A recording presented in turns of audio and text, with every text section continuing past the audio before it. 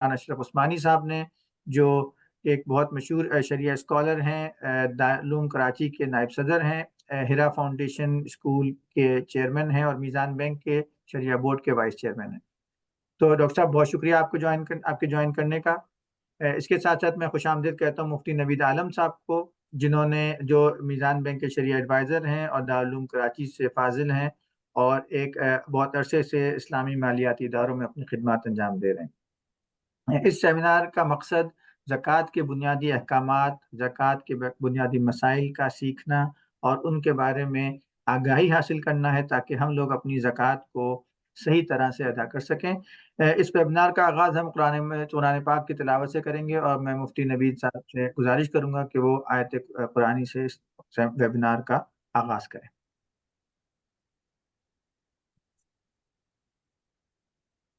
أعوذ بالله من الشيطان الرجيم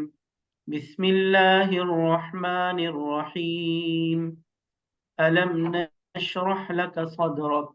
ووضعنا عنك وزرك الذي أنقض ظهرك ورفعنا لك ذكرك فإن مع العسر يسرا إن مع العسر يسرا فإذا فرغت فانصب وإلى ربك فارغب صدق اللہ العظیم۔ جزاک اللہ مفتی صاحب، بہت شکریہ آپ کا۔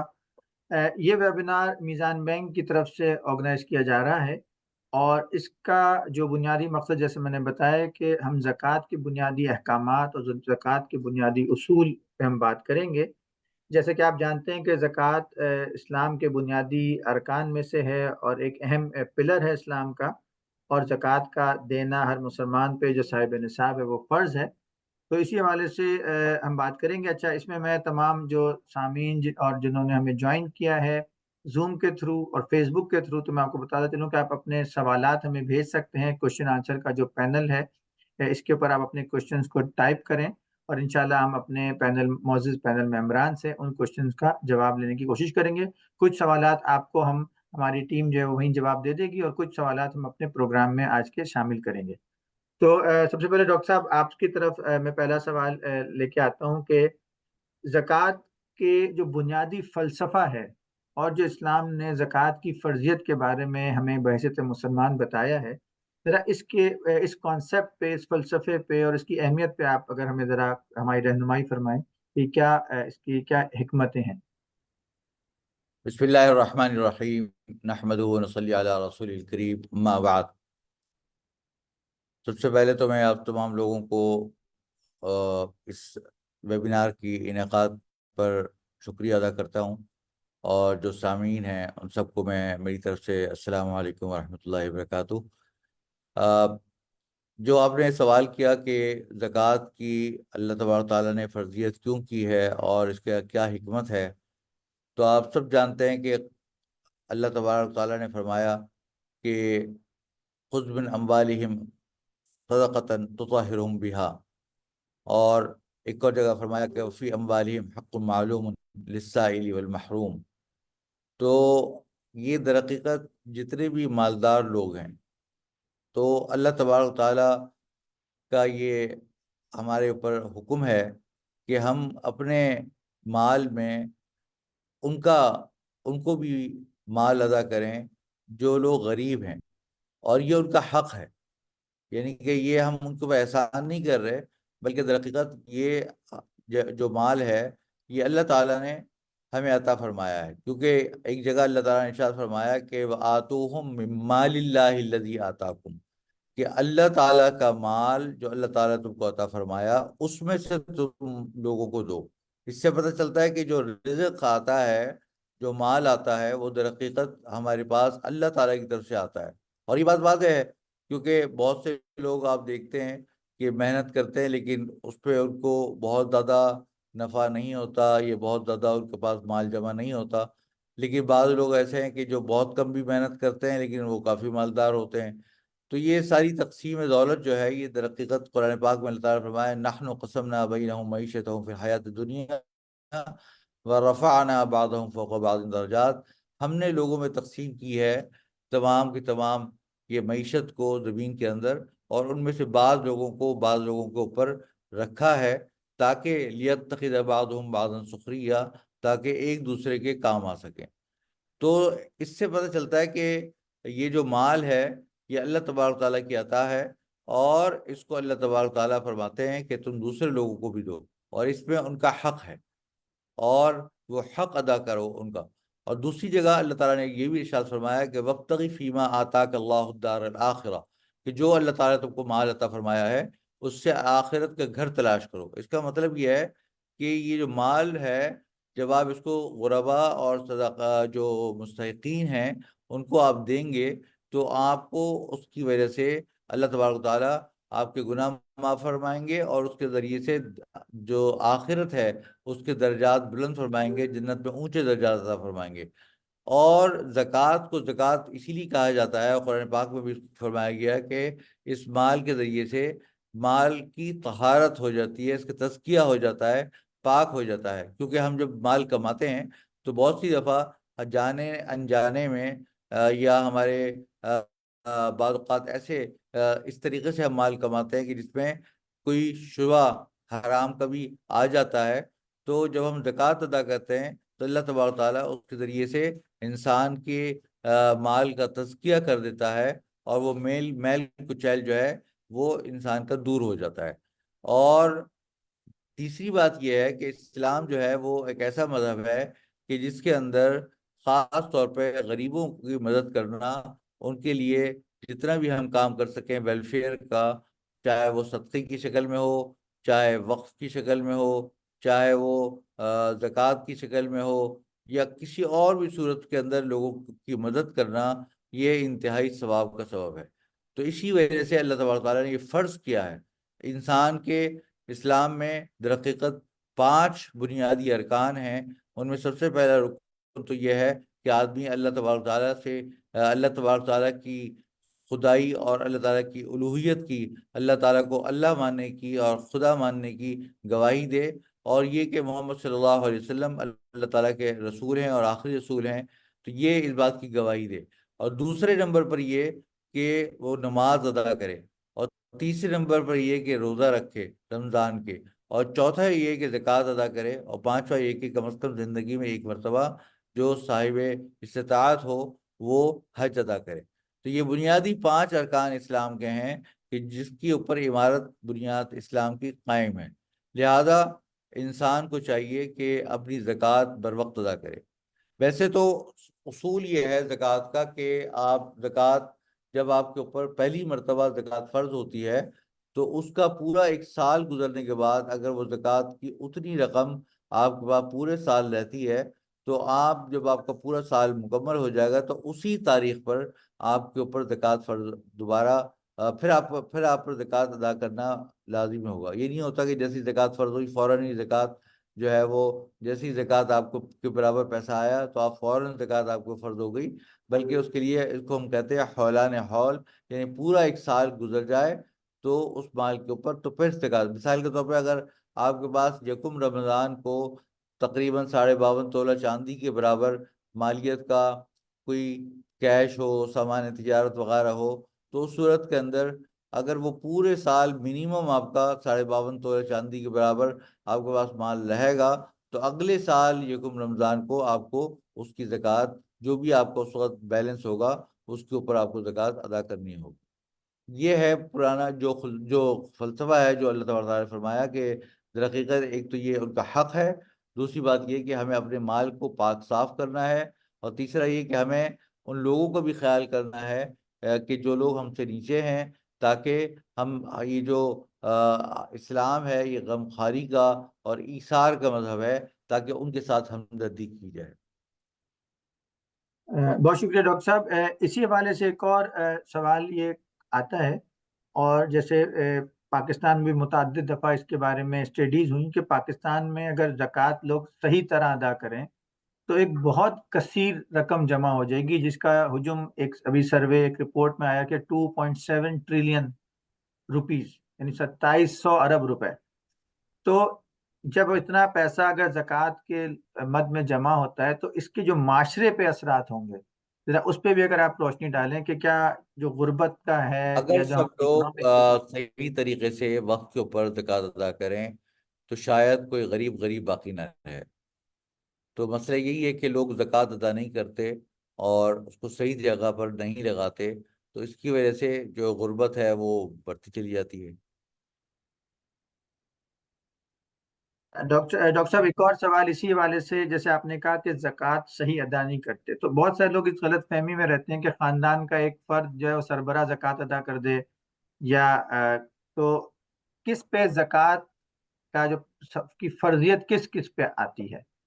کہ ہر بالغ دیکھیں، پہ ہے؟ انڈیویجول انفرادی طور پر ہر آدمی کے اوپر زکوٰۃ فرض ہوتی ہے. اگر اس کو جب وہ بالغ ہو جاتا ہے تو اس کے پاس، اگر اس کے پاس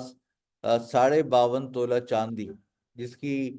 جو رقم ہے، اگر آپ مثال کے طور پر شاید آج کل ایک تولہ جو ہے وہ 2550 اس طرح کچھ کا ہے، تو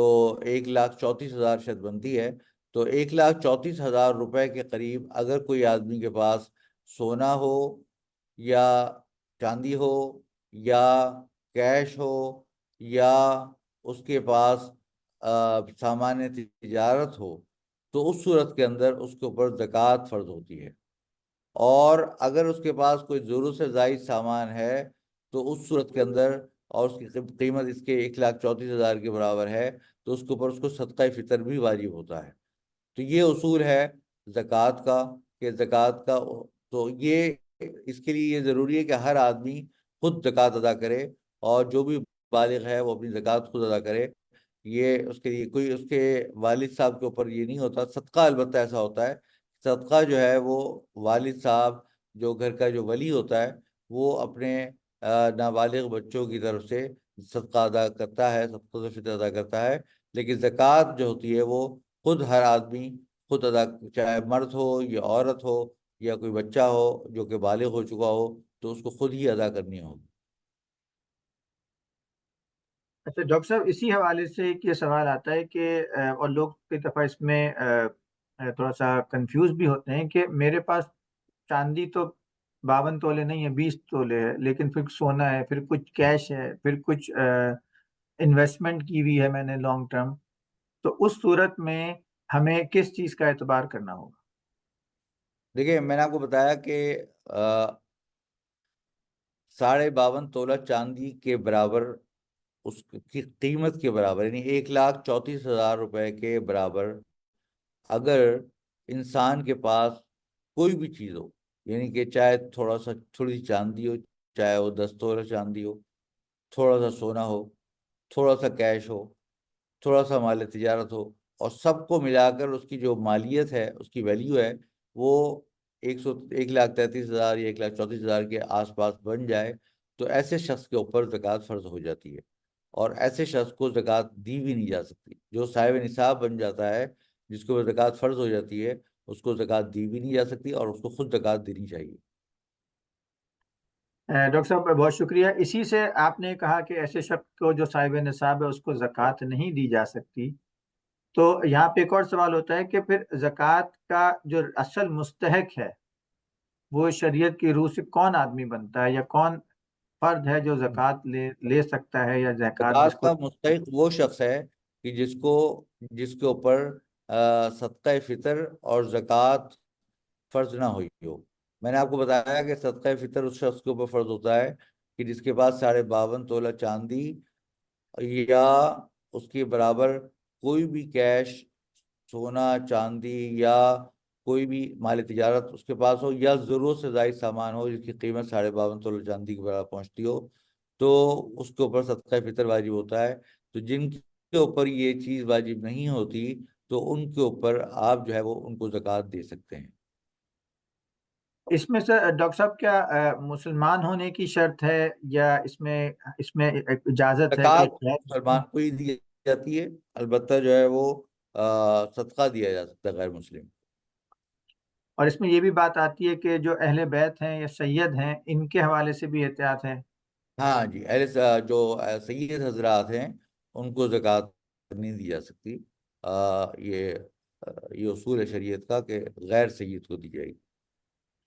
اچھا ڈاکٹر صاحب، اسی حوالے سے ایک سوال آج کل لوگوں کی یہ پریکٹس ہے کہ کبھی وہ راہ چلتے ہوئے کوئی آدمی آیا پیسے مانگنے، اس کو زکوٰۃ ادا کر دی، تو زکوٰۃ دینے والے کو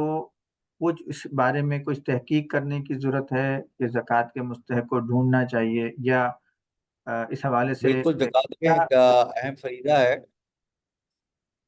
آپ کسی چلتے پھرتے جس آدمی کے بارے میں پتہ نہ ہو کہ آیا اس کے پاس پیسے اتنے ہیں نہیں ہیں، تو اس کو آپ صدقہ بے شک دے دیں، لیکن زکوٰۃ کا کو بہت احتیاط کے ساتھ ہی دینی چاہیے. جب آپ کو معلوم ہے کہ آیا یہ شخص زکوٰۃ کا مستحق ہے یا نہیں ہے، تو آپ کو یہ بات معلوم کر کے ہی اس کو زکوٰۃ دینی چاہیے. اگر آپ کو معلوم پتہ چلتا ہے کہ جی یہ زکوٰۃ کا مستحق نہیں ہوگا، تو پھر اس صورت کے اندر یہ شبہ ہے، تو اس کو آپ صدقہ دیں، پھر زکوٰۃ نہ دیں. اچھا ڈاکٹر صاحب، اسی سے ایک سوال کسی نے پوچھا ہمارے پارٹیسپینٹ نے، کہ ان کے پاس ایک پلاٹ ہے، یعنی زمین لی بھی ہے انہوں نے، تو اس صورت میں زکوٰۃ ادا کرنے کا حکم کیا ہوگا؟ زمین کی مالیت کا لحاظ رکھا جائے گا یا کیا اس میں دیکھنا زمین پڑے کے گا؟ اوپر زکوٰۃ واجب نہیں ہے. اگر زمین کو اگر اسے تجارت کی نیت سے نہیں خریدا،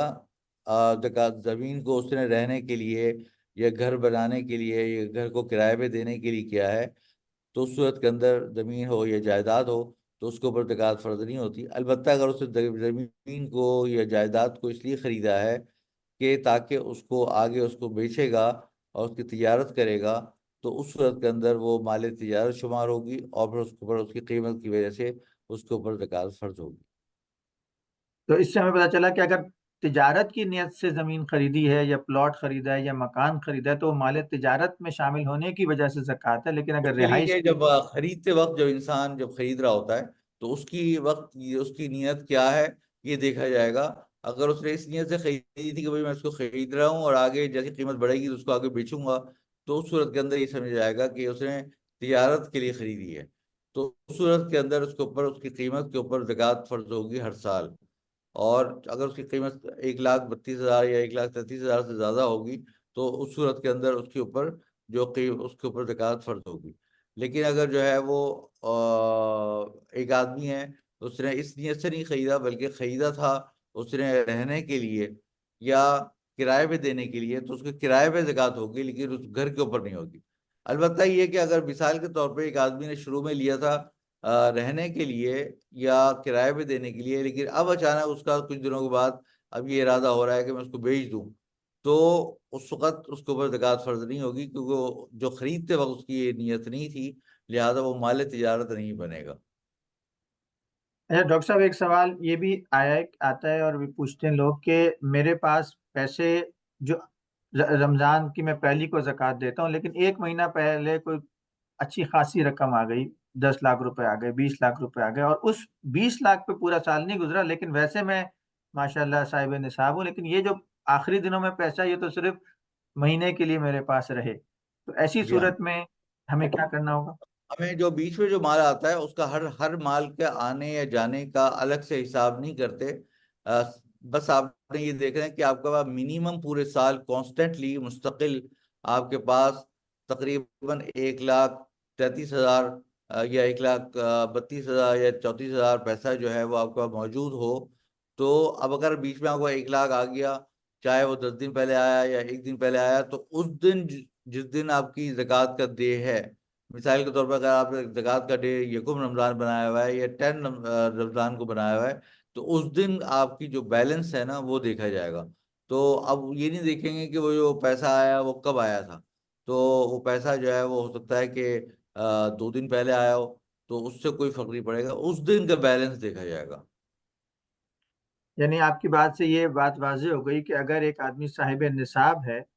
اور اس کے پاس سارا سال وہ صاحب نصاب جتنا پیسہ یا اتنا مال تو رہا، لیکن سال کے دوران اوپر نیچے آمدن یا پیسہ اوپر نیچے ہوتا بھی رہا، تو جس دن زکوٰۃ کا دن ہے اس دن وہ اپنی بیلنس شیٹ بنائے اور اپنے تمام اثاثوں کا حساب رکھے، اور اس دن جتنی بھی مالیت ہے اس کے اوپر وہ زکوٰۃ ادا کرے گا. بہت شکریہ بالکل. ڈاکٹر صاحب. اسی حوالے سے ایک اور ہمارے ایک پارٹیسپینٹ نے سوال کیا ہے کہ جو میرے بینک میں پیسے ہوتے ہیں، سیونگ اکاؤنٹ میں پیسے ہیں، یا میں نے انویسٹمنٹ کی ہوئی ہے 3 سال یا 5 سال کے لیے فکس انویسٹمنٹ کی ہوئی ہے، ایک اور انہوں نے پوچھا کہ میوچل فنڈ میں نے پیسے رکھے ہوئے ہیں، تو اس پیسے کے اوپر کیا کس طرح سے زکوٰۃ کی ادائیگی کی جائے گی؟ ان کی جو مالیت ہے روزانہ کی روزانہ net asset value mutual fund کی نکلتی ہے، تو اس کی ویلیو کو اپنے کیش اور دوسرے اموال تجارت یا اموال زکوٰۃ کے ساتھ ملا کر اس کو ایکومولیٹ کر کے پھر دیکھا جائے گا کہ اگر وہ 1,32,000 یا 33,000 سے زیادہ بنتی ہے اس کی قیمت، تو اس صورت میں اس کو زکوٰۃ دینی ہوگی۔ اور جو شیئر ہے، اگر اس نے کوئی شیئر خریدا ہے، کوئی حصص اسٹاک مارکیٹ سے خریدے ہیں، تو اس صورت کے اندر اس کی مارکیٹ ویلیو دیکھی جائے گی اور مارکیٹ ویلیو کے حساب سے زکوٰۃ ادا کی جائے گی۔ بہت شکریہ کہ یعنی آپ نے بتایا کہ جو کسٹمر کے پاس یا کسی کے پاس بھی جو بینک میں پیسہ ہے، انویسٹمنٹ ہے یا شیئرز ہیں، تو زکوٰۃ والے دن وہ اس کی مالیت یا مارکیٹ ویلیو نکالے اور اپنے اثاثوں میں جمع کرے اور اس پھر قابل زکوٰۃ اثاثوں سے اس پہ زکوٰۃ ادا کرے۔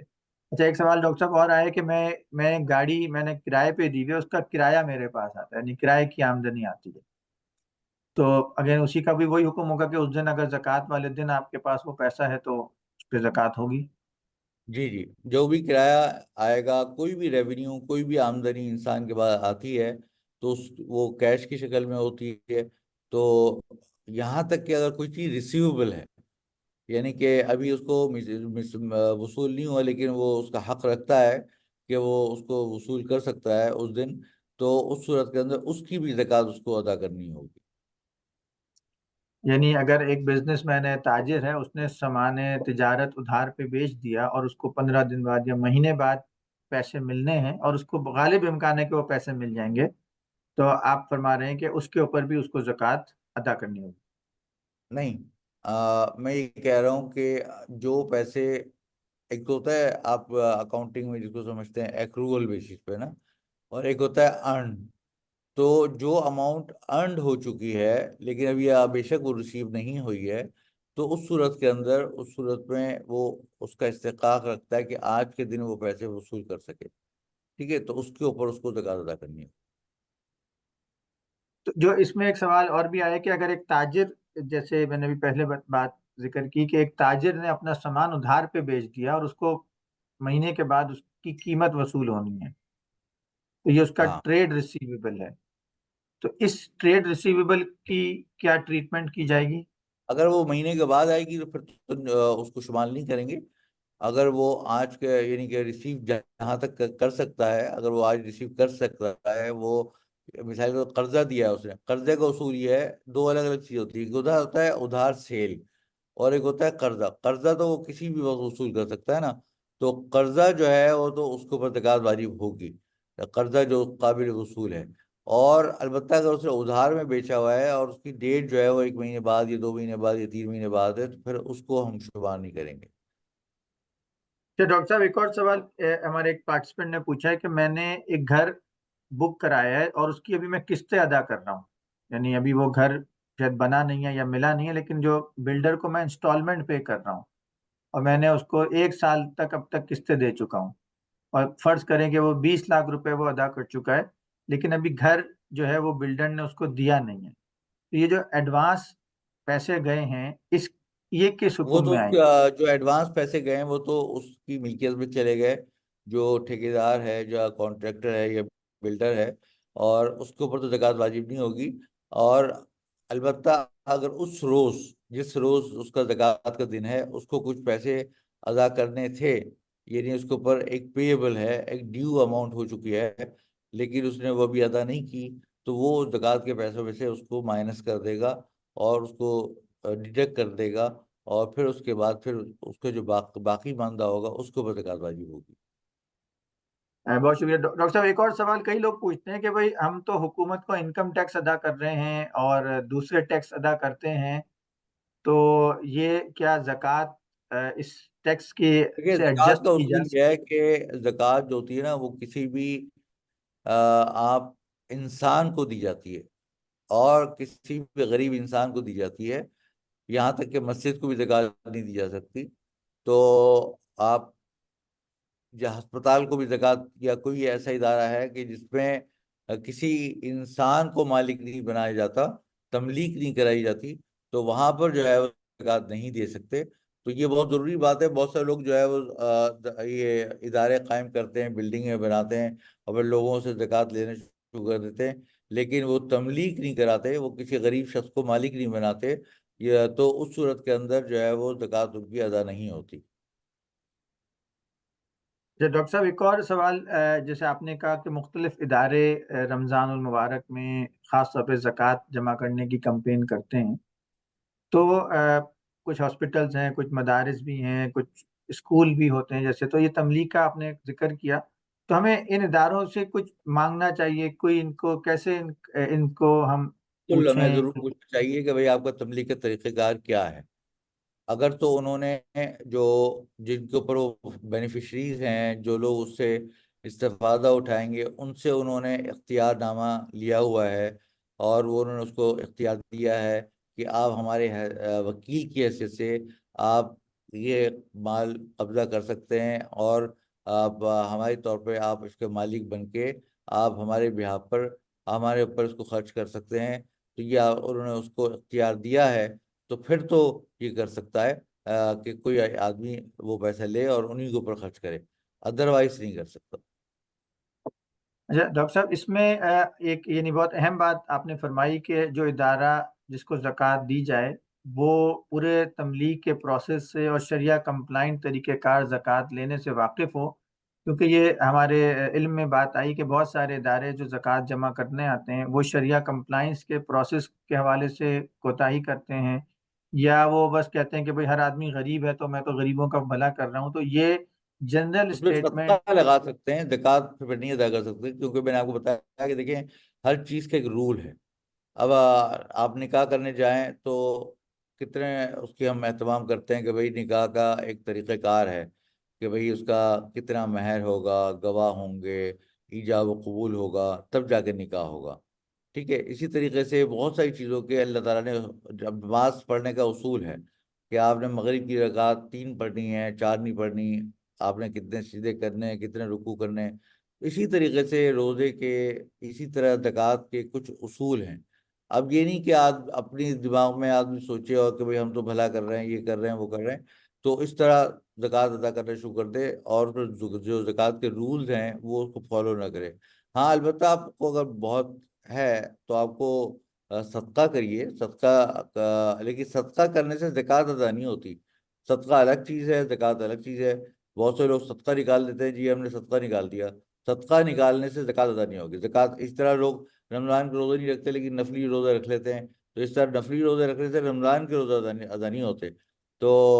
رمضان کے روزے رمضان میں ہی ادا ہوتے ہیں، یا پھر اگر خدا نخواستہ کسی بیماری کی وجہ سے نہیں رکھ پایا تو پھر اس کی قضا ہوتی ہے۔ اسی طرح زکوٰۃ جو ہے، زکوٰۃ کا جو طریقہ کار ہے اسی طریقے سے ادا ہوگی۔ اچھا ڈاکٹر صاحب، یہ ایک اور کسی نے سوال پوچھا ہے کہ قرآن مجید میں کوئی 8 مستحقین کا ذکر ہے یا 8 طرح کے افراد کا ذکر ہے، جی جی، تو یہ شاید اس پہ تھوڑی سی وہ وضاحت چاہ رہے ہیں کہ وہ 8 آج کل وہ ہیں، یا آج کل کس طرح ان کو پہچانا وہ جائے؟ سارے ہیں۔ اس کے بارے میں فقہاء کرام نے بیان کیا ہے کہ جو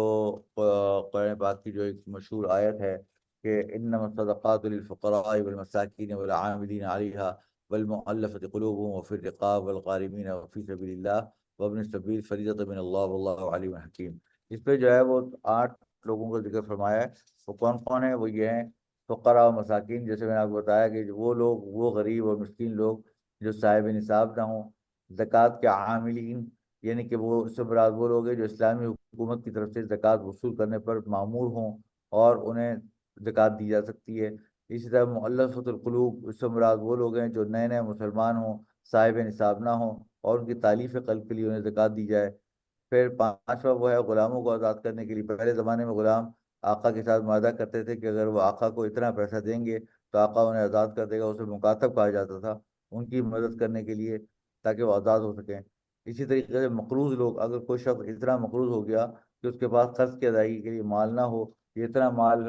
کم مال ہو کہ جس سے وہ اگر قرضہ ادا کر دے تو ادا کرنے کے بعد صاحب نصاب نہ رہے تو اس کو بھی ادا کی جا سکتی ہے۔ اللہ کی راہ میں، اس سے مراد مجاہدین اور حجاج کرام ہیں کہ جن کے پاس اپنی ضروریات کو پورا کرنے کے لیے پیسے نہ ہوں۔ اسی طرح مسافر، اس سے مراد وہ لوگ ہیں جو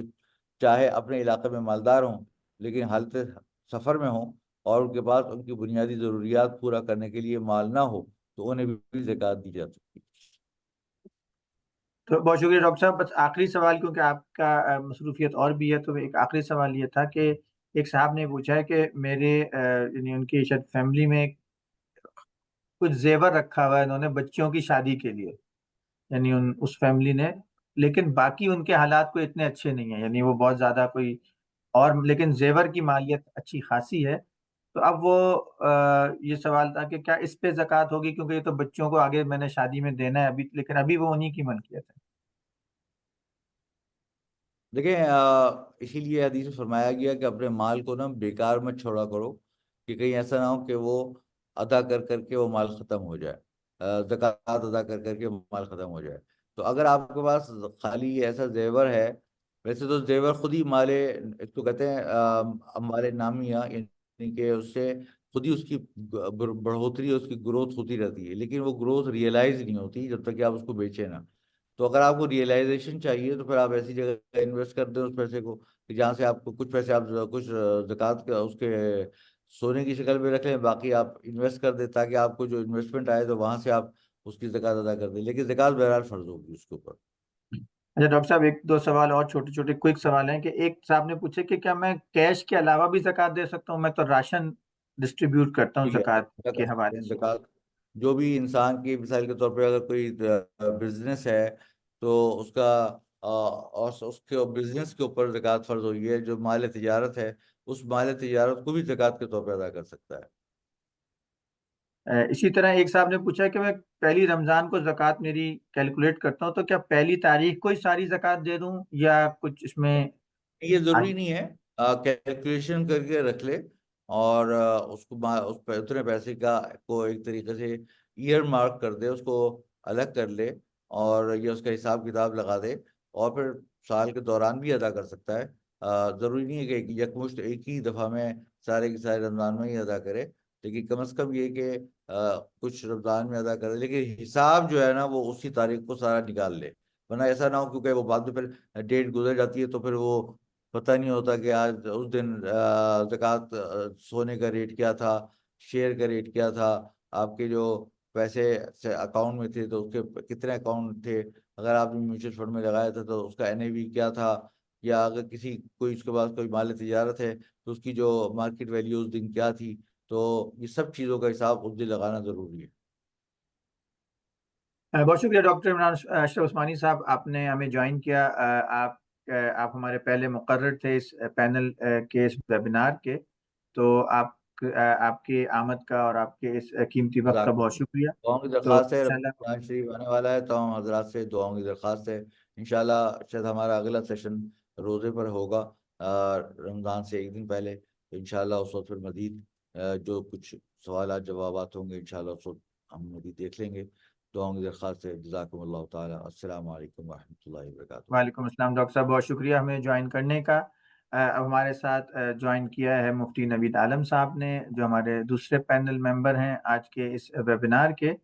تو مفتی صاحب، میں آپ سے اب آپ کی طرف وہ سوالات، جو بقیہ سوالات ہیں وہ آپ کے پاس آپ کے ساتھ پوچھوں گا. یہ ایک سوال جو پوچھا گیا کہ سال گزرنے پہ زکوٰۃ ہوتی ہے. تو اب ایک ہمارا پارٹیسپینٹ نے ایک سوال کیا کہ میرے پاس 10 تولے سونا ہے، تو وہ جو پہلا جو زکوٰۃ کے مستحق ہونے کے لیے جتنا تو سونا چاہیے تھا، تو مجھے اس کے اوپر والے حصے پہ زکوٰۃ دینی ہوگی یا سارے مال پہ دینی ہوگی؟ جی، بسم اللہ الرحمن الرحیم. دیکھیے، جو زکوٰۃ کا جو نصاب بیان کیا جاتا ہے، اس نصاب کا دار و مدار یا اس نصاب کا مقصد اس حد تک ہے کہ کسی شخص کے اوپر زکوٰۃ اپلیکیبل ہے یا نہیں ہے. اگر اس شخص کے پاس نصاب سے زیادہ مال یا نصاب کے برابر مال موجود ہے تو اب اس کی ملکیت میں جتنے زکوٰۃ ایبل ایسٹس ہیں، یعنی وہ تمام ایسٹس جن کے اوپر زکوٰۃ لازم ہے، ان سب کے ٹوٹل کے اوپر زکوٰۃ لازم ہے. چنانچہ اگر کسی شخص کے پاس 10 تولہ سونا ہے تو 7.5 تولہ سونا بھی شامل ہوگا اور اس سے اوپر والا سونا بھی شامل ہوگا، اس لیے کہ اس کے پاس نصاب سے زیادہ سونے کی مقدار موجود ہے. تو حاصل یہ ہے کہ ہمیں زکوٰۃ کی ادائیگی جس تاریخ کو کرنی ہے، اس تاریخ کو ہماری آنرشپ میں، ملکیت میں جتنے زکوٰۃ کے قابل ایسٹس موجود ہیں، ہمیں ان سب کو کیلکولیٹ کرنا ہوگا اور اس کا 2.5% زکوٰۃ میں ادا کرنا ہوگا۔ بہت شکریہ مفتی صاحب۔ ایک اور سوال کہ کچھ ایسے ہم نے لوگ دیکھے ہیں جو کہتے ہیں ہم رمضان میں زکوٰۃ کے پیسوں سے کنواں کھدوا دیتے ہیں، یعنی تاکہ لوگ جو ہیں وہ پانی پئیں اور لوگوں کو سہولت ہو جائے۔ تو کیا یہ زکوٰۃ کنواں کھدوانا، پل بنوانا، سڑک کی تعمیر یا اس طرح کی جو تعمیرات ہیں، اس کے بارے میں زکوٰۃ کا مصرف ہو سکتا ہے یا نہیں؟ دیکھیے زکوٰۃ کے بارے میں اللہ رب العزت نے قرآن کریم میں جو یہ آیت نازل فرمائی ہے کہ وَآتُوا الزَّکاۃ، جگہ جگہ پر اللہ تعالیٰ نے فرمایا ہے کہ وَإِیتَاءِ الزَّکاۃ اور وَآتُوا الزَّکاۃ کے الفاظ ہیں، جس کے بارے میں جس کا ترجمہ یہ ہے کہ زکوٰۃ کسی کے حوالے کرو، یعنی مستحقین کو زکوٰۃ دینے والے، یعنی کہ جو ایمان والے لوگ ہیں وہ نماز قائم کرتے ہیں اور زکوٰۃ ادا کرتے ہیں۔ اور زکوٰۃ کی ادائیگی کی جو فقہاء اکرام رحمہ اللہ نے جو طریقہ کار اور تفصیل بیان فرمائی ہے، اس کا مطلب یہ ہے کہ ہمیں کسی مستحق زکوٰۃ شخص کو مالک بنا کر وہ رقم دینی ہے۔ اگر ہم کسی ایسے مفاد عامہ کے کام میں زکوٰۃ کی رقم کو، جیسے کنواں کھدوانا،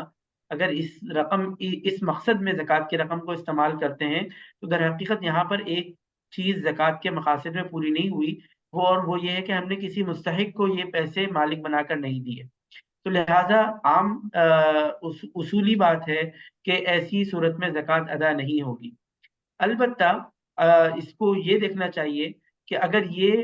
کام کسی ایسے منظم ادارے کی صورت میں کیا جا رہا ہو، جیسے کہ ابھی ڈاکٹر صاحب بیان فرما رہے تھے کہ اگر کوئی ایسا رفاہی ادارہ ہو جہاں پر باقاعدہ زکوٰۃ کی کمپلائنس کا مکمل سسٹم موجود ہے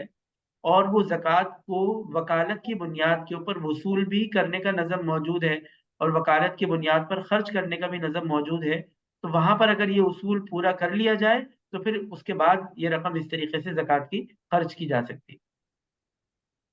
اچھا مفتی صاحب، اسی حوالے سے پھر یہ سوال آتا ہے کہ جیسے بھی ڈاکٹر صاحب نے بھی ذکر کیا کہ جو مختلف رفاعی ادارے ہیں، تو ہم کیا کوئی کرائیٹیریا بنائیں کہ کیسے چیک کریں کہ، کیونکہ یہ بھی ہم نے پڑھا بھی ہے اور چیک بھی کیا کہ کچھ ادارے جو زکوٰۃ کا پیسہ سود پر انویسٹ کر دیتے ہیں، کچھ ادارے زکوٰۃ کے پیسے میں احتیاط نہیں کرتے یا صدقات کے پیسے کو غلط یعنی غیر شرعی انویسٹمنٹس میں لے کے چلے جاتے ہیں۔ تو ہمیں ایز اے انڈیویجول یا ایز اے لے مین کیا کوئی چیک لسٹ ہونی چاہیے، کیا چیک کرنا چاہیے؟ دیکھیے ایک بات ہم سب کو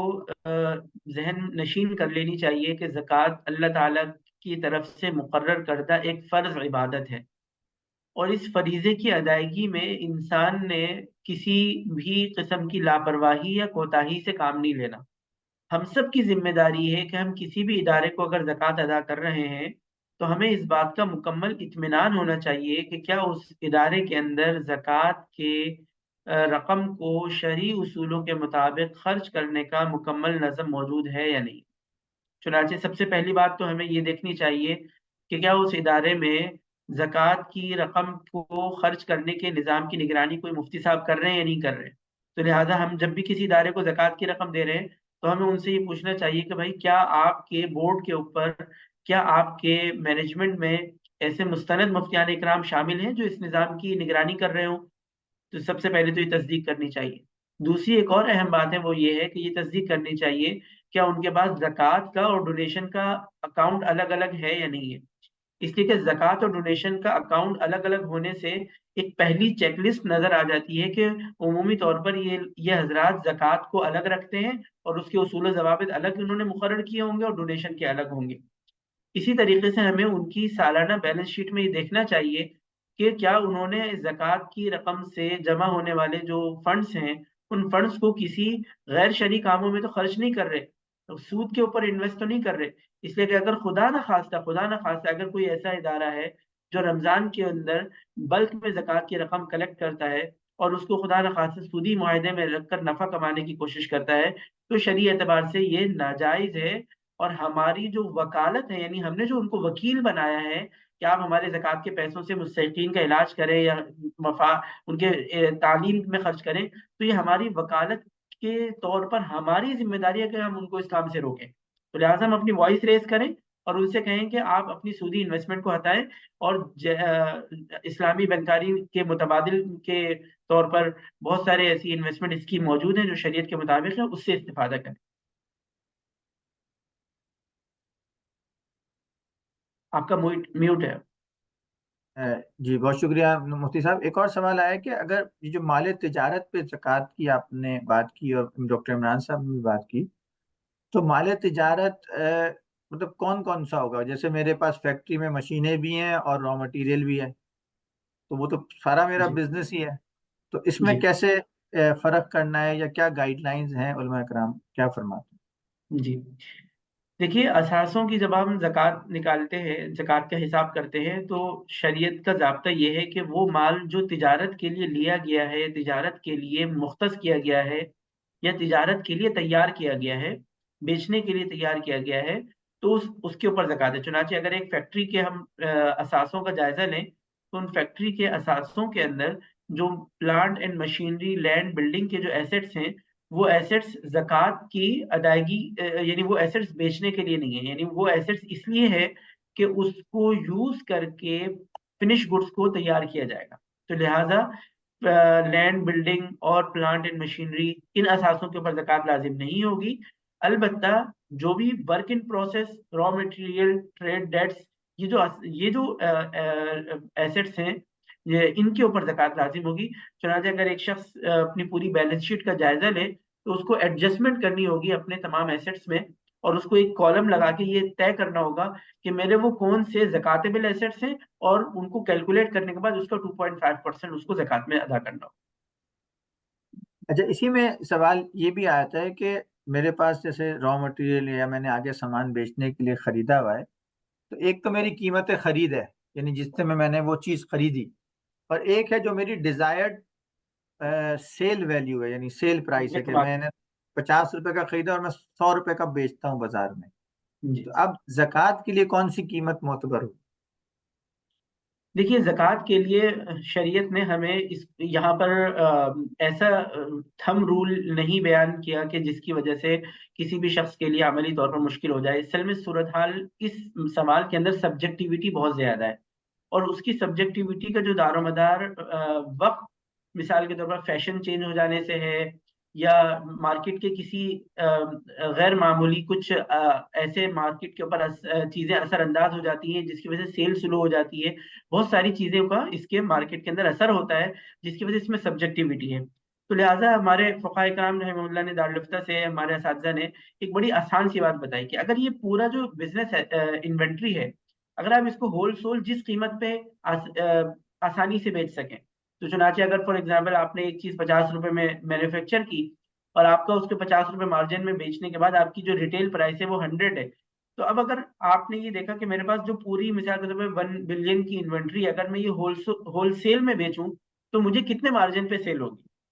جس مارجن کے اوپر وہ آسانی سے فروخت ہو سکے وہ مارجن زکوٰۃ کی ویلیو میں شامل کرنی ہوگی۔ تو لہٰذا اگر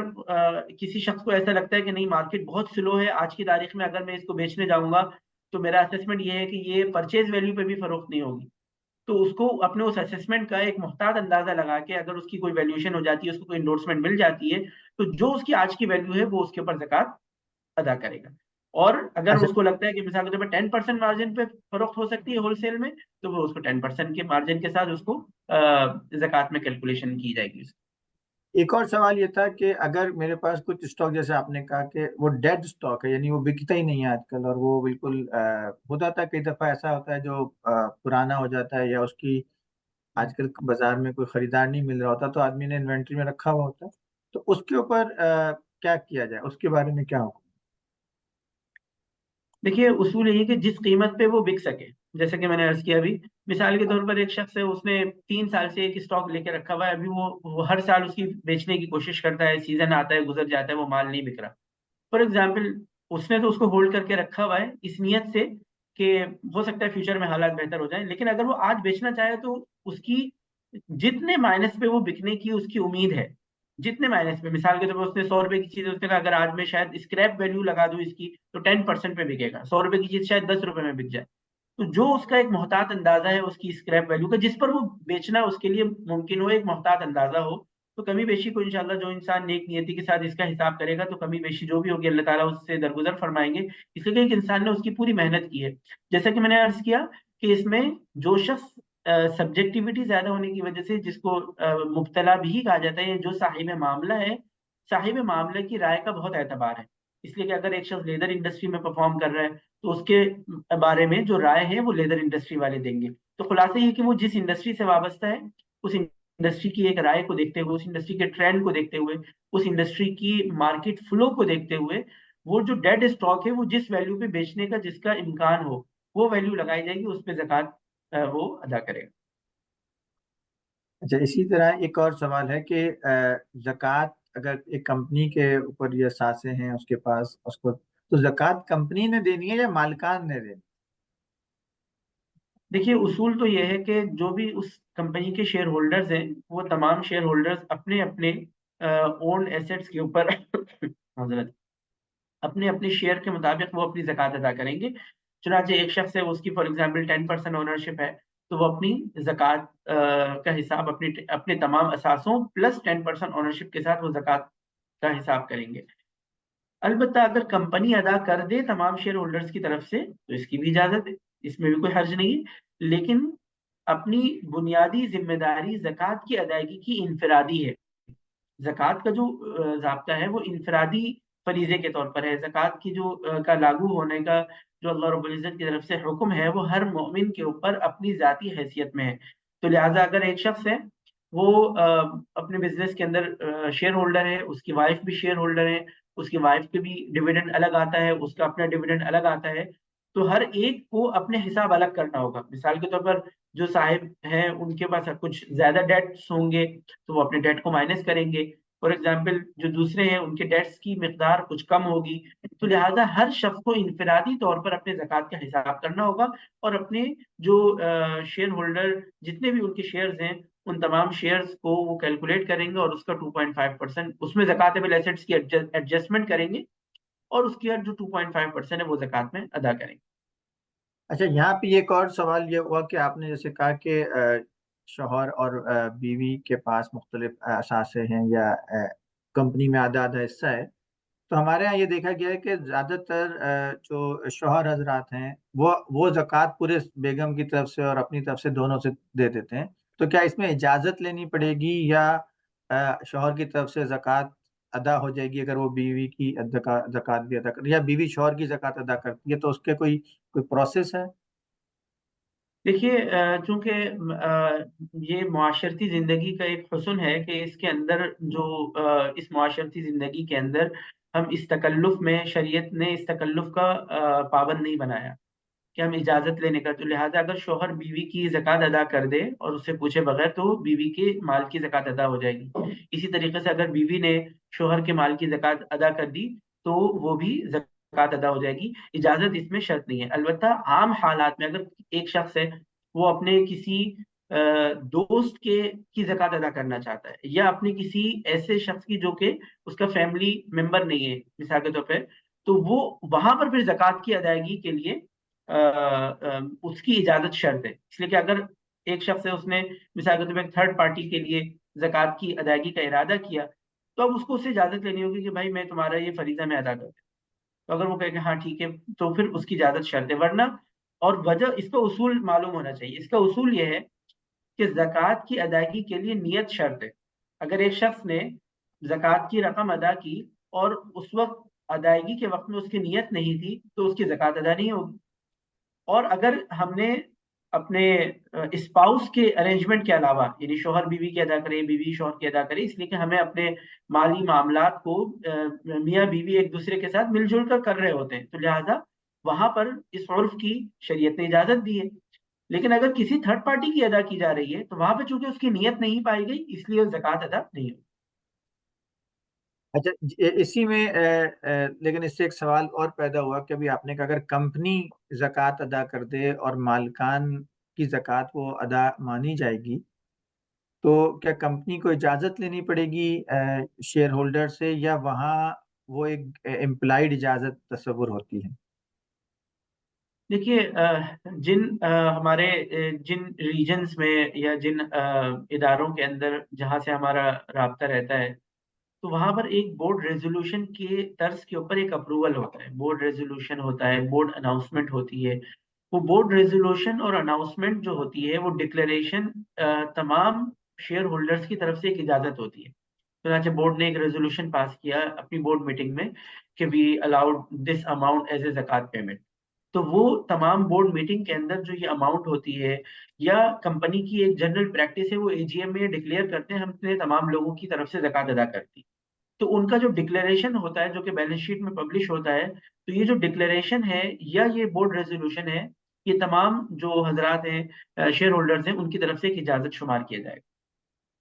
اچھا، اسی پہ سوال آیا ایک اور کہ میں نے شیئر خریدا ہے کمپنی کا، تو اس میں دو صورتیں ہیں. ایک صاحب نے کہا کہ میں نے ٹریڈنگ کی نیت سے یا کیپٹل گین کی نیت سے کہ وہ 10 روپے کا شیئر ہے 20 روپے کا ہو جائے گا تو میں 10 روپے نفع کما لوں گا.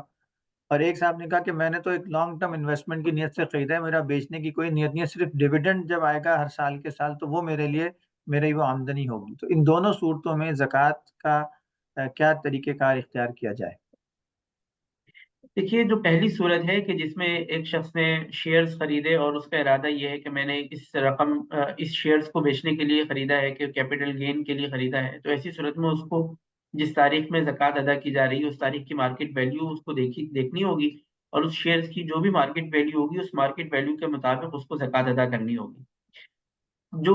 دوسری صورت ہے کہ جس کے اندر ایک کسٹمر ایک شیئر ہولڈر نے ایک لانگ ٹرم انویسٹمنٹ کے لیے ڈیویڈنڈ کے لیے ڈیویڈنڈ حاصل کرنے کے لیے اس میں انویسٹمنٹ کی ہے، تو اس کے بارے میں چونکہ اس نے ڈیویڈنڈ حاصل کرنا ہے، تو ایسی صورت میں اس کو اس بات کی اجازت ہے کہ وہ اپنے یعنی اس بیلنس شیٹ کا جائزہ لے اور بیلنس شیٹ کا جائزہ لے کر اس کے ایسیٹس میں ایڈجسٹمنٹ کر لے. ایڈجسٹمنٹ کا کیا مطلب ہے؟ اس کا ایک آسان سے فارمولا یہ ہے کہ مثال کے طور پر وہ کمپنی کے تمام اثاثوں کو دیکھیں کہ اس کمپنی کے کتنے اثاثے فکس ایسیٹس ہیں اور کتنے اثاثے زکاتیبل ایسیٹس ہیں. تو اگر اس کمپنی کے مثال کے طور پر 60% اثاثے زکاتیبل ایسیٹس ہیں، چنانچہ اس کمپنی کا جو ٹوٹل ایسیٹس کا کمبینیشن ہے وہ 60% پلانٹ اینڈ مشینری ہے، یا وائس ورسا کر لیں 60% اس کے پلانٹ اینڈ مشینری اور 40% اس کے ٹریڈ ڈیٹس اور انوینٹری ہے، تو اس کو اس بات کی اجازت ہے کہ وہ اپنے مارکیٹ ویلیو کے 40% کو اپنے زکاتیبل شمار کرے، اور وہ اس مارکیٹ ویلیو کے 40% کے اوپر 2.5% اس کی 2.5% اس کی زکوٰۃ میں ادا کرے. اور یہ جو رولنگ ہے یہ رولنگ اس لیے دی جاتی ہے کہ جو ان پرنسپل اصول ہے کہ مشینری پلانٹ لینڈ بلڈنگ اس کے اوپر زکوٰۃ نہیں ہے. تو یہ در حقیقت کوئی ایسا بالکل ایسا کوئی جدید مسئلہ نہیں ہے، بلکہ یہ آج کل کے دور میں شیئر ہولڈنگ کی جو یعنی کمپنی کے مسائل کی وجہ سے یہ مسئلہ اس انداز میں پریزنٹ ہو رہا ہے، ورنہ شریعت کا بتایا ہوا اصول پرانا ہے، اور وہی پرانا اصول ہے کہ پلانٹ اینڈ مشینری کے اوپر زکوٰۃ نہیں ہے، اور اسی کی ایڈجسٹمنٹ کا یہ ایک طریقہ ہے. اگر کسی نے ڈیویڈنڈ کے لیے لینا ہے تو وہ اپنے بیلنس شیٹ کا حساب کر لیں اور اس ایڈجسٹمنٹ کے بعد جو 2.5% اس پہ زکوٰۃ ادا کر سکتے. اور ڈیویڈنڈ پہ زکوٰۃ کا کیا حکم ہوگا، یہ بھی ایک سوال آتا ہے. جی دیکھیے، ڈیویڈنڈ کے اوپر پاکستان کے اصول و ضوابط کے مطابق جب ڈیویڈنڈ پہ ہوتا ہے تو اس کا 1% زکوٰۃ میں کٹ جاتا ہے. تو اس کو سب سے پہلے ایک نوٹ کر لیں کہ جو بھی ایک اماؤنٹ ہے وہ زکوٰۃ کی پیمنٹ میں اگر ادا ہو گئی ہے تو اس کو ہم زکوٰۃ کی ادائیگی میں شمار کریں. اس کے بعد جو بقیہ پیسے جو ڈیویڈنڈ کے آپ کو ملے ہیں وہ پیسے اور آپ کے بقیہ تمام اثاثے وہ سب شامل ہوں گے، اور ان سب کو شامل کر کے اپنے ٹوٹل ایسیٹس میں شامل کر کے اس کو زکوٰۃ میں آپ نے ادا کرنا ہے. جو مثال کے طور پر ہم اندازہ ہی کرتے ہیں کہ 500 روپے کا ڈیویڈنڈ ملا اور اس کے اوپر 2.5% زکوٰۃ کٹ گئی، اور اس جو ریمیننگ اماؤنٹ آپ کے اکاؤنٹ میں کریڈٹ ہوئی زکوٰۃ ڈیڈکٹ ہونے کے بعد، وہ اماؤنٹ پلس ادر ایسیٹس ملا کر جو بھی آپ کے زکوٰۃ پیمنٹ ڈیٹ کے اوپر ایسیٹس ہیں اس کے اوپر آپ نے زکوٰۃ کیلکولیٹ کرنی ہے. اور اگر سچویشن ایسی ہے کہ وہ آپ نے ڈیویڈنڈ آیا اور آپ نے کنزیوم کر لیا، تو ایسی صورت میں اگر وہ ڈیویڈنڈ آیا بھی، ریسیو بھی ہوا اور کنزیوم بھی ہو گیا اور زکوٰۃ کی ادائیگی کے وقت میں اس کا کوئی ایسیٹ موجود نہیں ہے، تو ایسی صورت میں اس کے اوپر کوئی پھر فردر زکوٰۃ کی لائبلٹی نہیں ہے. اچھا، کمپنی کے حوالے سے ایک اور سوال ہے کہ اگر बैंकों से फाइनेंस लिया हुआ है कंपनी ने या किसी बिजनेसमैन ने, ताजिर ने, तो कौन से कर्जे वो अपने सब्ट्रैक्ट करेगा और कौन से कर्जे उसको नहीं सब्ट्रैक्ट करने। इसी तरह ये सवाल इंडिविजुअल भी कहते हैं कि मैंने अगर कोई घर का कर्जा लिया हुआ है तो क्या उसके बारे में क्या हुक्म हो। देखिए, हम इसको यूं समझिए कि जो किसी भी शख्स ने एक ऐसा कर्जा लिया हुआ है जिसकी अदायगी उसको जिसकी अदायगी बाय कॉन्ट्रैक्ट डेफर्ड है, यानी कॉन्ट्रैक्चुअली वो उसकी अदायगी को फौरी तौर पर उससे मुतालबा नहीं किया जाएगा कि ऑर्गेनाइजेशन ये कहे कि भाई आप अपनी अपनी जो वाजिबात हैं, जो लाइबिलिटीज हैं, वो फौरन पे ऑफ करें। तो अगर कॉन्ट्रैक्चुअली डेफर्ड लोन जितने भी हैं, उन सब के बारे में जो उसूल है वो ये है कि आप जो इस साल की जो इंस्टॉलमेंट है, उन इंस्टॉलमेंट को आप माइनस करेंगे, और इसके अलावा जो पूरा जो लोन अमाउंट है उसको आप माइनस नहीं करेंगे। चुनाचे ये इंडिविजुअल भी और कंपनी में भी यही ज़ाब्ता होगा। चुनाचे अगर किसी शख्स ने एक लोन लिया हुआ है और वो लोन लोन हाउस लोन है, और वो हाउस लोन उसका डेफर्ड है फॉर एग्जांपल 20 इयर्स के लिए, तो उसकी जो इंस्टॉलमेंट है, उस इंस्टॉलमेंट की जो एक साल की जो इंस्टॉलमेंट है उसको तो डेट शुमार किया जाएगा, लेकिन पूरे 20 साल का जो लोन अमाउंट है, उस पूरे 20 साल के अमाउंट को, ये टोटल प्रिंसिपल है, उसको शामिल ज़कात की जो डिडक्शन है, जो लायबिलिटी है, डिडक्टिबल्स है, उसमें शामिल नहीं किया जाएगा। Same with the company. तो एक और सवाल है कि एक साहब ने पूछा है कि मेरे पास कंपनी की तरफ से शेयर्स मुझे अच्छा, मिले इसमें एज एन। एक और मैं क्लियरिटी करना चाहूंगा। सॉरी, आपकी बात जी जी कट हो प्लीज। गई। कि अगर किसी शख्स ने इस्लामिक फाइनेंस के तौर पर हाउसिंग फाइनेंस लिया हुआ है, तो उसका मसला थोड़ा सा और मुख्तलिफ है, वो हमें थोड़ा सा अंडरस्टैंड कर लेना चाहिए। इस्लामिक फाइनेंस में अगर किसी शख्स ने डिमिनिशन मुशारका की बुनियाद के ऊपर हाउसिंग फाइनेंस लिया है, तो दर हकीकत उसकी जो 20 साल की जो फाइनेंशियल ऑब्लिगेशन है वो डेट नहीं है। उसकी 20 साल की जो फाइनेंशियल ऑब्लिगेशन है, वो एक पार्टनरशिप कॉन्ट्रैक्ट के तहत month on month through rental arrangement या यूनिट परचेज के अराइज होती है। तो लिहाजा अगर एक शख्स है वो फर्स्ट रमजान को अगर वो जक़ात कैलकुलेट कर रहा है, तो वो सिर्फ अपने इसी महीने की जो इंस्टॉलमेंट जो उसके ऊपर ड्यू होने वाली है, जो कि उसने आजकल में देनी है, तो वो एक महीने की इंस्टॉलमेंट को वो माइनस करेंगे। इसलिए कि ये जो इसके पास जो बकिया जो इंस्टॉलमेंट्स हैं वो इसके ऊपर एक दैन नहीं है, यानी कर्जे की सूरत में इसके ऊपर लागू नहीं हुई, इसलिए कि इसमें जो रेंटल ऑब्लिगेशन है वो फर्दर नेक्स्ट मंथ है, उसमें लागू होगा। और यूनिट परचेज की जो अमाउंट है उसका जो टाइम ड्यूरेशन है वो अभी आया नहीं है। तो ये एक मसला है जो कि इस्लामिक हाउसिंग फाइनेंस के अंदर थोड़ा सा मुख्तलिफ है। तो हमें अपने इस्लामिक हाउसिंग फाइनेंस में इस चीज़ का ख्याल रखना होगा। एक और सवाल आया है कि जो बैंक या हुकूमत ज़कात डिडक्ट कर लेती है बैंक से, तो वो ज़कात अदा हो जाती है। जी बिल्कुल, चूंकि ये हुकूमत को अल्लाह ताला ने विलायत अता की है और उनको इस बात की शरीयत ने भी इजाज़त दी है, और कानूनी एतबार से उनको इस बात की इजाज़त हासिल है, तो लिहाजा जो भी ज़कात उन्होंने काट ली, तो वो आप उसको ये शुमार करेंगे कि ये ज़कात अदा हो गई, और उसको आप अदाशुदा शुमार करें, और जो बकिया जो रह गई है वो आप अलग से इनफरादी तौर पर अदा कर दें। एक सवाल और है कि मेरे पास एक घर है जिसमें मैं रहता हूँ, लेकिन मेरे पास एक प्लॉट भी है, लेकिन मैंने ये भी फैसला नहीं किया कि मैं उसको बेचूंगा या बच्चों को दूंगा या मुस्तकबिल में घर बनाऊंगा। तो ऐसी सूरत में मुझे क्या करना चाहिए। देखिए, अगर ये जो प्लॉट है, ये प्लॉट अगर इसलिए खरीदा गया था कि इसको बेचना है, बेचने की नीयत से खरीदा गया था, तब तो ऐसी सूरत में इस प्लॉट की वैल्यू के ऊपर ज़कात है। और अगर बेचने की नीयत से नहीं खरीदा गया था, बल्कि एक मुबहम सी नीयत थी, यानी ये नीयत थी कि बस मैंने इन्वेस्टमेंट की गर्ज से रख लिया, और मैंने for the purpose of saving मैंने इन्वेस्टमेंट कर दी प्लॉट में, तो ऐसी सूरत में अगर इस किस्म की कोई मुबहम नीयत है, तो ऐसी सूरत में वो प्लॉट ज़कातबल एसेट्स नहीं है। तो लिहाजा उस प्लॉट पे भी ज़कात नहीं है, और जिस घर में रिहाइश इख्तियार की हुई उस पर भी ज़कात नहीं है। ایک اور سوال ایک صاحب نے پوچھا کہ میرے پاس پہلی رمضان 2023 میں یعنی پچھلے سال رمضان میں 2 لاکھ روپے تھے اور اس سال تقریباً 4 لاکھ روپے ہیں، تو میرے خیال میں وہ یہ سمجھ رہے ہیں کہ انکریمنٹل اماؤنٹ پہ یعنی صرف مزید نئے 2 لاکھ پہ زکوٰۃ دینی ہے یا پورے 4 لاکھ پہ زکوٰۃ دینی ہے؟ جی پورے 4 لاکھ پہ زکوٰۃ دینی ہے، اس لیے کہ جیسا کہ عرض کیا گیا کہ زکوٰۃ نصاب جو ہے یہ پچھلے سال کی جو زکوٰۃ ہے وہ در حقیقت اس لیے ہے کہ پتہ چل جائے کہ ایک انسان صاحب نصاب ہے یا نہیں۔ اگر وہ صاحب نصاب ہے تو ایسی صورت میں اس تاریخ میں جتنے بھی اثاثوں کا وہ مالک ہے جو زکاتب الاثاثے ہیں ان کے اوپر اس کو زکوٰۃ ادا کرنی ہے۔ یعنی کہ آپ کی بات سے واضح ہوا کہ اگر ایک صاحب ایک کسی کے پاس، میرے پاس یا کسی کے پاس بھی ایک کوئی بھی مال ہے تو ہر سال زکوٰۃ ہے اس کے اوپر 2.5%، جی بھلے وہ بالکل، مال جی برابر رہے یا بڑھے، تو اگر بڑھ گیا تو زیادہ اماؤنٹ پہ، کم ہو گیا تو کم جی اماؤنٹ پہ، لیکن یہ سالانہ ایک ہماری اوبلیگیشن ہے جو زکوٰۃ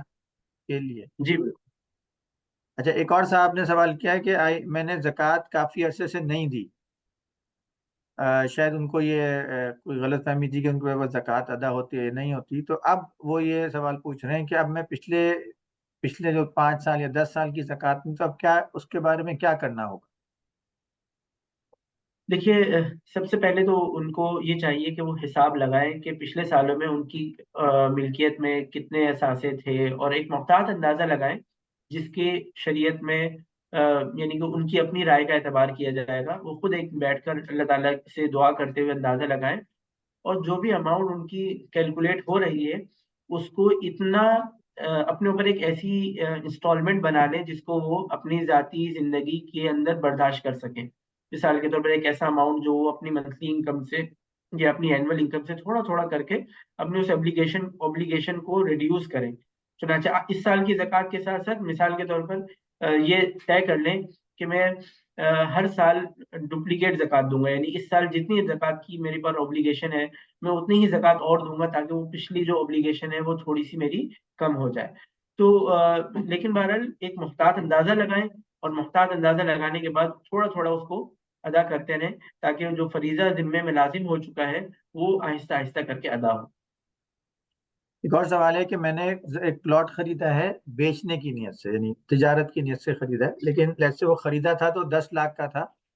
آج اس کی قیمت بڑھ کے 15 لاکھ ہو گئی ہے، تو اب جی وہ یہاں یہ سوال تو نہیں ہے کہ پلاٹ کی نیت تھی تجارت کی تھی، لیکن اب اس کی قیمت 15 ہو گئی، لیکن تو اب زکوٰۃ کس اماؤنٹ پہ ہوگی؟ زکوٰۃ اگر آج کی مارکیٹ ویلیو پہ ہوگی یعنی 15 لاکھ پہ زکوٰۃ ہوگی۔ بیچنے کی نیت سے خریدا تھا تو اب اس کی آج کی مارکیٹ ویلیو پہ زکوٰۃ ہوگی۔ اور سیم وائس ورسا، اگر مثال کے طور پر ایک صاحب ہے وہ یہ کہتے ہیں کہ میں نے 20 لاکھ کا ایک پلاٹ خریدا تھا، آج اس کی مارکیٹ ویلیو 15 لاکھ روپے ہو گئی اور بیچنے کی نیت سے خریدا تھا، تو ان کی زکوٰۃ جو ریڈیوس ویلیو پہ یعنی آج کی مارکیٹ ویلیو یعنی 15 لاکھ روپے پر۔ اچھا، ایک اور صاحب نے سوال پوچھا کہ میں نے کچھ پیسے امیگریشن کی نیت سے سیو کر کے رکھے ہیں کہ وہ پرابلی اس سے امیگریشن یا کام کرنا چاہتے ہیں مستقبل میں، تو کیا مجھے اس پیسے پہ جو میں نے ایک ضرورت کے تحت رکھے ہیں اس پہ بھی زکوٰۃ دینی ہے؟ دیکھیے زکوٰۃ کی جس تاریخ کو ادائیگی لازمی ہے تو مختلف حضرات یہ سوال کرتے ہیں۔ حج کے حوالے سے مجھے ایک صاحب ابھی تھوڑے دنوں پہلے سوال کر رہے تھے کہ ان کو حج پہ جانے کا پکا ارادہ ہے، لیکن ابھی تک انہوں نے حج کے آپریٹر کا فائنل نہیں کیا۔ کہ اسی طریقے سے امیگریشن کی پیمنٹ ہے یا کوئی ایک ایسا خرچہ جو کہ کسی شخص نے ارادہ کیا ہوا لیکن وہ خرچہ ابھی تک کیا نہیں ہے، وہ سروسز بھی نہیں لی اور خرچہ بھی نہیں کیا، تو ایسی صورت میں وہ رقم چونکہ آج کی تاریخ میں ملکیت میں واقع ہے تو اس کے اوپر زکوٰۃ لاگو ہوگی اور اس پہ زکوٰۃ ادا کرنی ہے، کیونکہ آج ہم اس کے مالک ہیں اور مثال کے طور پہ فرسٹ رمضان آ چکی ہے تو فرسٹ رمضان کو وہ ملکیت میں چونکہ وہ رقم موجود ہے تو اس کی زکوٰۃ ادا کرنی ہو۔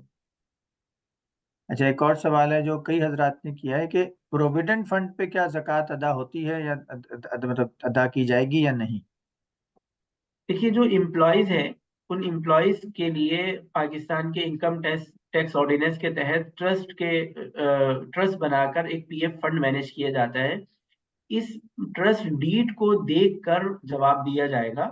تو لہٰذا ایک اصولی جواب تو یہ ہے کہ آپ اپنے وہ ادارے جس ادارے سے وابستہ ہیں اس کی ٹرسٹ ڈیٹ کے بارے میں کسی دارالفتہ میں اس کی جو بنیادی ٹرمز اینڈ کنڈیشنز ہیں وہ جمع کرا کے رائے لے لیں، لیکن یہ تو ایک اصولی جواب ہے، بائی بک آنسر یہ ہے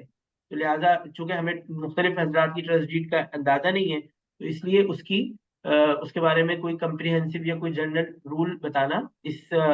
مجلس میں ممکن نہیں ہے. لیکن عام حالات میں جو مختلف ٹرسٹ ڈیڈس کا دارالفتہ کے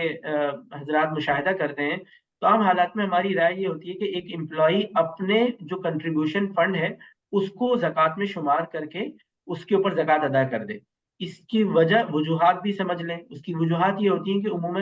عمومی طور پر امپلائی اپنے کنٹریبیوشن سے بعض اوقات لون لے سکتا ہے، بعض اوقات اس سے کچھ نہ کچھ استفادہ کر سکتا ہے، حج کے لیے لے سکتا ہے، بچیوں کی شادی کے لیے لے سکتا ہے، کبھی گھر کے لیے لے سکتا ہے. تو گویا کہ کچھ نہ کچھ ذیلی یا لمیٹڈ قسم کا جو تصرف ہے، لمیٹڈ قسم کا جو استعمال کا حق ہے، اس کو اپنے کنٹریبیوشن کی حد تک کچھ نہ کچھ اس کو حاصل ہوتا ہے. تو لہٰذا اس کو ہم مشورہ یہ دیتے ہیں کہ وہ اپنے کنٹریبیوشن کی حد تک وہ زکوٰۃ اس پہ ادا کر دے. لیکن بائی بک آنسر یہ ہے کہ get your trust deed reviewed by Darul Ifta and seek your answer. ایک اور سوال کس نے پوچھا ہے کہ اگر میری سیلری ابھی ملی نہیں ہے لیکن میں نے یعنی آدھا مہینہ ہو گیا، رمضان شروع ہو گیا، تو وہ جو سیلری نہیں ملی اس کے اوپر کیا حکم ہے؟ جب تک سیلری موصول نہ ہو اس وقت تک وہ آپ کا ایسٹ نہیں ہے اور آپ کی اس ایسی سیلری کے اوپر ملکیت نہیں ہے. اگرچہ کمپنی کے اوپر آبلیگیشن ہے لیکن آپ کی اس کے اوپر ملکیت نہیں، لہٰذا آپ اس کے اوپر زکوٰۃ ادا نہیں کریں گے. اچھا، اسی طرح کئی حضرات نے ایک سوال مجھے پوچھا ہے کہ مختلف این جی اوز کا سوال پوچھا ہے، تو ہم نے اس پہ بات کر لی کہ مختلف این جی اوز کا یہاں پہ نام لے کے بتانا تو مناسب ہمارے لیے محدود ٹائم ہے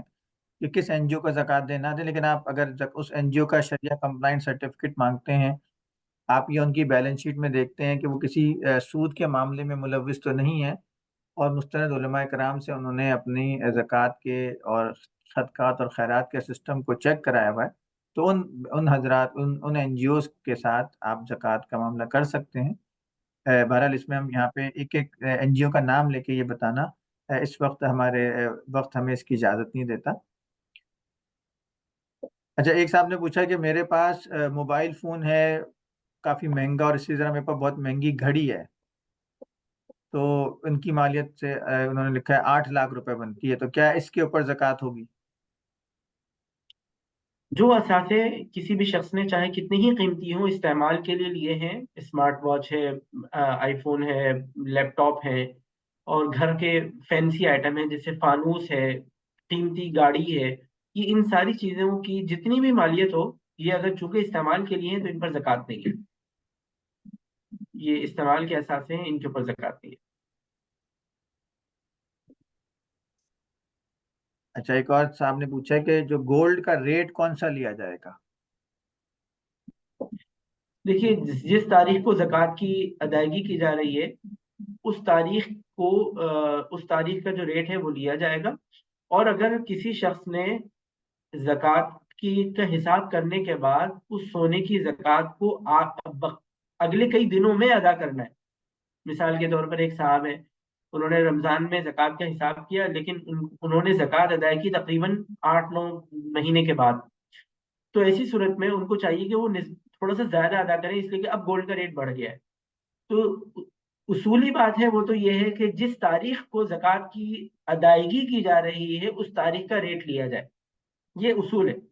لیکن یہ کہ اگر کسی شخص کو بار بار حساب کرنے میں مشکل ہو تو ایسی صورت میں اگر اس کو اس بات کی بھی ہم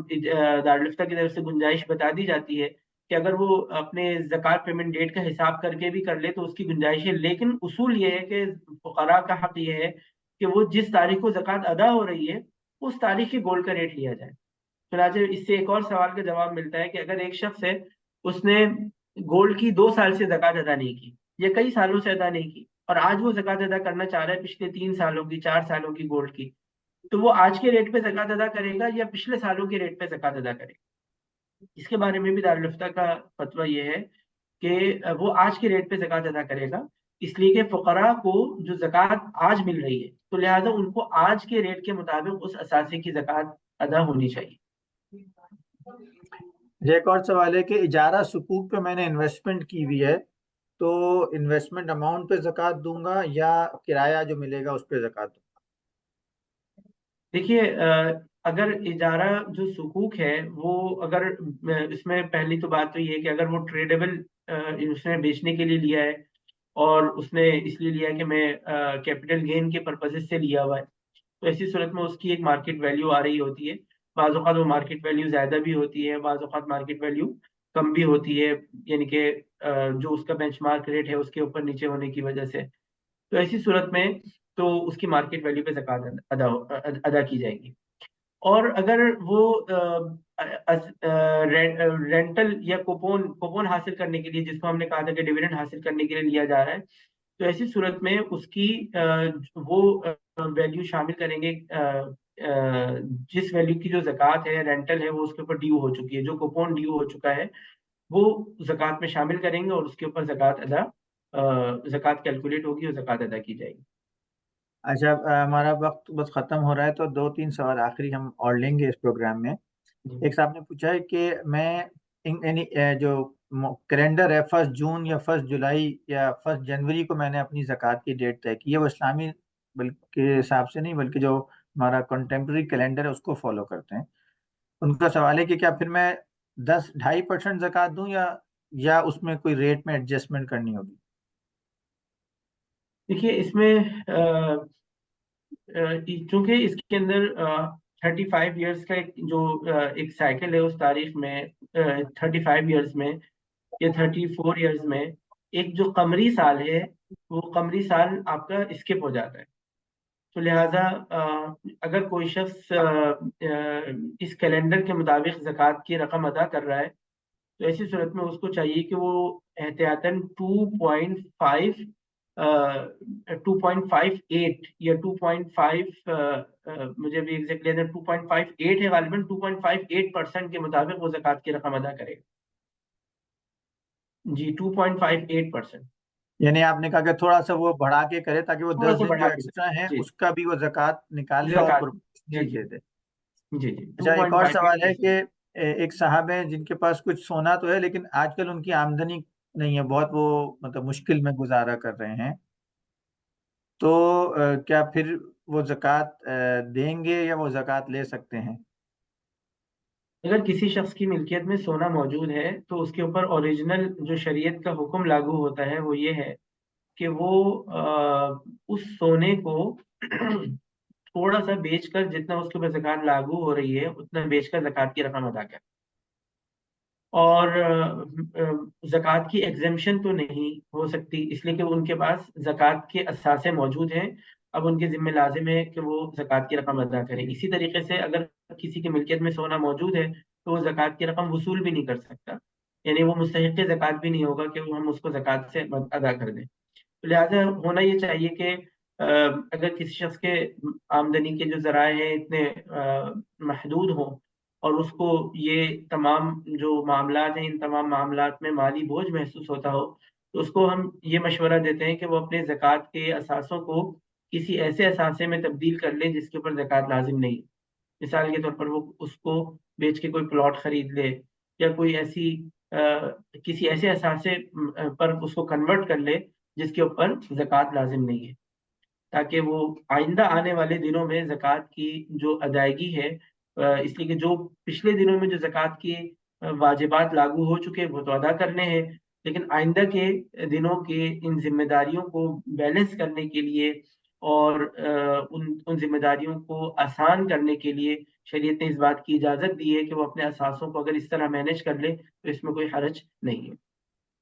اچھا، بس ہم بالکل اختتام کی طرف آ چکے ہیں، اور 2 چھوٹے چھوٹے اور سوال میں شامل کروں گا اور اس کے بعد ہم پروگرام کا اختتام کریں گے. ایک سوال یہ ہے کہ ابھی آپ نے فرمایا کہ سیلری اگر نہیں ملی ہو تو اس پہ زکوٰۃ نہیں ہے، یعنی اس پیسے پہ، لیکن بھی تھوڑی دیر پہلے یہ بات ہوئی تھی کہ اگر کسی کو لون دیا ہوا ہے تو اس لون کی اماؤنٹ اور وہ آپ کو تو اس پہ زکوٰۃ ہے، تو اس میں کوئی فرق ہے؟ کس طرح سے اس کو سمجھا جائے؟ جی دیکھیے میں اس کو کوشش کروں گا کہ اس کو آسان انداز میں آپ حضرات تک منتقل کر سکوں. دیکھیے شریعت کا جو ضابطہ ہے وہ یہ ہے کہ جو دین قوی ہے، دین قوی کا مطلب یہ ہے کہ وہ اثاثہ جو کہ پہلے آپ کی ملکیت میں تھا اور آپ نے اپنی ملکیت میں آنے کے بعد وہ کسی اور کو دیا ہے. مثال کے طور پر میرے پاس موٹر سائیکل تھی اور میں نے وہ ادھار پہ کسی کو بیچی، تو اب میرے پاس ایک اثاثہ موجود تھا اور اس کے بعد میں نے اس کو آگے کسی کو بڑی قیمت کے اوپر یا اس سے زائد اضافی قیمت پہ بیچا ہے. یا مثال کے طور پر کچھ پیسے میرے پاس موجود تھے اور ان پیسوں کو میں نے کسی اور کو ادھار پہ دیا. تو شریعت کا ضابطہ یہ ہے کہ اب اگر اس کے آنے میں اگر کچھ وقت بھی ہو، اس میں دیر سویر بھی ہو رہی ہو، تب بھی وہ اثاثہ دین قوی کی تعریف میں داخل ہوتا ہے، اور دین قوی میں جتنے اثاثے آتے ہیں ان کے اوپر ہر سال زکوٰۃ ادا کرنا لازم ہے. اور جو دوسری جو قسم ہے وہ یہ ہے کہ وہ ایسے ریسیویبلس جو کہ پہلے سے میری ملکیت میں نہیں ہے لیکن میری ایک اوبلیگیشن ہے. جیسے مثال کے طور پر میری سیلری ہے، میری سیلری امپلائر کے اوپر لاگو تو ہے، یعنی امپلائر کے ذمہ لازم ہے کہ وہ مہینے کی 30 تاریخ کو مجھے سیلری دے، اور آج مہینے کی مثال کے طور پر 15 تاریخ ہو چکی ہے. تو ایسی صورت میں میری 15 ڈیز کی سیلری امپلائی کے اوپر لاگو تو ہو چکی ہے، لیکن میرا یہ دین قوی نہیں ہے بلکہ دین ضعیف ہے. یعنی میری اوبلیگیشن تو ہے لیکن ایک ایسی اوبلیگیشن نہیں ہے جو کہ زکاتیبل ایسٹس میں شامل ہو. اسی طریقے سے بہت ساری خواتین ہیں جن کی ڈروری مہر جو ہے وہ ابھی تک وصول نہیں ہوا ہوتا. تو جو مہر وصول نہیں ہوا تو وہ در حقیقت ان کا ایک ریسیویبل تو ہے، ایک ایسا ریسیویبل ہے جو کہ ان کو کبھی نہ کبھی موصول ہونا ہے، ملنا ہے، لیکن وہ ایک ایسا ریسیویبل نہیں ہے کہ اس کے اوپر ان کو ہر سال زکوٰۃ دینی ہو. لہٰذا جب ملے گا اس کے بعد ہی زکوٰۃ دیں گے، سیلری بھی اور اسی طریقے سے مہر. اچھا، آخری سوال یہ ہے کہ ایک صاحبہ نے پوچھا ہے کہ میرے پاس گولڈ ہے لیکن وہ میں استعمال نہیں کیا، وہ لاکر میں رکھا ہوا ہے بہت عرصے سے، 2-3 سال سے، تو کیا اس کے اوپر بھی زکوٰۃ ادا کی جائے گی؟ جی بالکل، اس کے اوپر بھی زکوٰۃ لازم ہے جی، اس لیے کہ وہ آنرشپ میں ہے، اور جو چیز زکاتیبل ایسٹس آنرشپ میں ہو ان کے اوپر زکوٰۃ لاگو ہوتی ہے. اسی کے ساتھ میں اپنے پروگرام کے اختتام پہ ہم آ گئے ہیں. بہت ہمارا زبردست سلسلہ رہا ہے اس سوال جواب کا. مفتی ڈاکٹر عمران اشرف عثمانی صاحب نے اور پھر مفتی نوید عالم صاحب نے بہت سارے جو سوالات جو عام طور پہ پیدا ہوتے ہیں ذہنوں میں زکوٰۃ کے حوالے سے، ان کا بڑا ایک ہمیں مفصل جواب دیا، اور ہماری بہت ساری الجھنیں زکوٰۃ کے حوالے سے نہ صرف آسان ہوئیں بلکہ ہمیں یہ دین کا علم بھی حاصل ہوا کہ ہم کس طرح سے اس اپنے زکوٰۃ کے فریضہ کو نیک نیتی کے ساتھ ادا کر سکتے ہیں.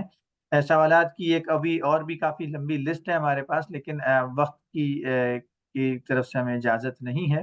تو ہم اس ویبینار کو انشاءاللہ یہاں پہ اختتام کی طرف لے کے جاتے ہیں. ہماری کوشش ہوگی کہ ہم یہ ویبینار میزان بینک کی فیس بک پہ اس کی ریکارڈنگ آپ کے لیے اویلیبل ہوگی، آپ اس کو سن سکتے ہیں، اپنے دوستوں کو، اپنے احباب کو اس کو ریفر کر سکتے ہیں تاکہ وہ بھی ان مسائل کو سیکھیں اور زکوٰۃ کا جو ہمارا شرعی طریقہ ہے اس کے مطابق زکوٰۃ ادا کریں. انشاءاللہ ہم دوبارہ ایک اور اس طرح کے سیشن میں آئیں گے اور کوشش کریں گے کہ جو آپ کے سوالات اور ہیں زکوٰۃ کے حوالے سے یا رمضان کے حوالے سے، ان کو بھی ہم اپنے آئندہ کے ویبینار میں شامل کریں. کوئی اختتامی بات اگر آپ مفتی صاحب آپ کہنا چاہیں تو ہم کوئی آخری کلمات آپ کی طرف سے. جی، اللہ تعالیٰ کا بڑا فضل ہے کہ اللہ تعالیٰ نے ہمیں ایک ایسا خوبصورت دین عطا فرمایا ہے کہ جو کہ سوسائٹی کے ہر شعبے کی کیئر کرتا ہے، اور زکوٰۃ کا فریضہ بھی انہی مسائل میں سے ہے کہ اگر ہم اہتمام کے ساتھ